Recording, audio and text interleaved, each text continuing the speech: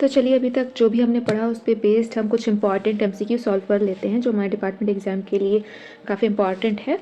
तो सबसे पहला क्वेश्चन है हमारा, what is the main purpose of the post office guide part first.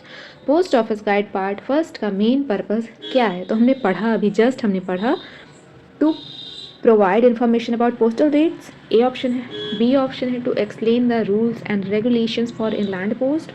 C option है to list all post offices. D option है to describe postal saving schemes.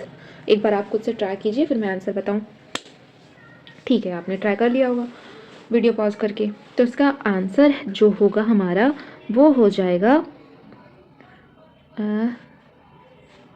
Sorry, इसका answer हमारा B हो जाएगा। ठीक, मतलब to explain the rules and regulations for inland post. ये हमने जस्ट अभी पढ़ा कि post office guide part first में हमें क्या किस चीज़ के बारे में डिटेल्स मिलेंगी, तो उसमें इनलैंड पोस्ट के रूल्स और रेगुलेशन के बारे में डिटेल्स में हमें पढ़ने को मिलेगा। ठीक है, अब question 2, which section of the post office guide includes details about the post office saving bank. मतलब कौन सी पोस्ट ऑफिस की कौन सा सेक्शन है जिसमें हमें पोस्ट ऑफिस सेविंग बैंक के बारे में जानने को मिलेगा। ठीक, आप वीडियो पॉज करके इसको ट्राई कीजिए। ठीक है, आपने अटेम्प्ट कर लिया होगा। तो इसका करेक्ट आंसर हो जाएगा हमारा ऑप्शन डी। पार्ट 4 में हमने पढ़ा अभी कि पार्ट 4 में हमें पोस्ट ऑफिस गाइड के पार्ट 4 में हमें पोस्ट ऑफिस सेविंग बैंक के बारे में डिटेल में जानने को मिलेगा। ठीक, अब क्वेश्चन 3 हमारा है, how many volumes are included in part 3 of the post office guide. आप पास करके ट्राई कीजिए। ठीक है, आपने कर लिया होगा। तो ये हमने पढ़ा था, अभी जस्ट पढ़ा कि पोस्ट ऑफिस गाइड पार्ट 3 में हमारे कितने वॉल्यूम हैं? 2 वॉल्यूम है। दैट मीन्स ऑप्शन बी हमारा करेक्ट हो जाएगा। अब question number 4, who is responsible for issuing amendments to the post office guide.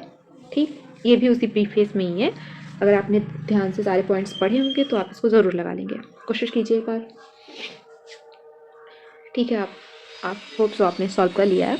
तो who is responsible for issuing amendments to the post office guide, मतलब post office guide में कुछ भी अगर अमेंडमेंट करना है, कोई भी चेंजेस करने हैं, तो उसको कौन इशू कर सकता है, कौन इसके लिए रिस्पॉन्सिबल होता है। ऑप्शन है हमारा secretary of the postal board, director general post, postal technical section, department of finance. तो इसका सही ऑप्शन है हमारा option B. That means director general जो होते हैं हमारे पोस्ट के, वो रिस्पॉन्सिबल होते हैं। कोई भी हमारा पोस्ट ऑफिस गाइड जो हम पढ़ेंगे अभी, उसमें कोई भी अगर अमेंडमेंट इशू करना है तो डायरेक्टर जनरल उसको इशू कर सकते हैं। ठीक, question number 5, what should the public do to confirm the latest postal rates. मतलब जो भी हमारे लेटेस्ट पोस्टल रेट्स हैं उसको कंफर्म करने के लिए पब्लिक को क्या करना चाहिए। ऑप्शन ए है refer to the Indian post office act. Option B contact the postal technical section. Option C check with the nearest post office. Option D, wait for updates in the guide. So इसका correct option हो जाएगा हमारा option C, मतलब check with the nearest post office. जो भी हमारे nearest post office है वहाँ पे जाके हम उसको चेक कर सकते हैं जो भी हमारे लेटेस्ट पोस्टल रेट्स होंगे, क्योंकि चेंज होते रहते हैं ना time to time postal rates जो होते हैं हमारे। तो उसके बारे में हम अगर डिटेल में जानना चाहेंगे तो इसमें जो हमारे पास के पोस्ट ऑफिस रहेंगे वहाँ पे जाके हम चेक कर सकते हैं।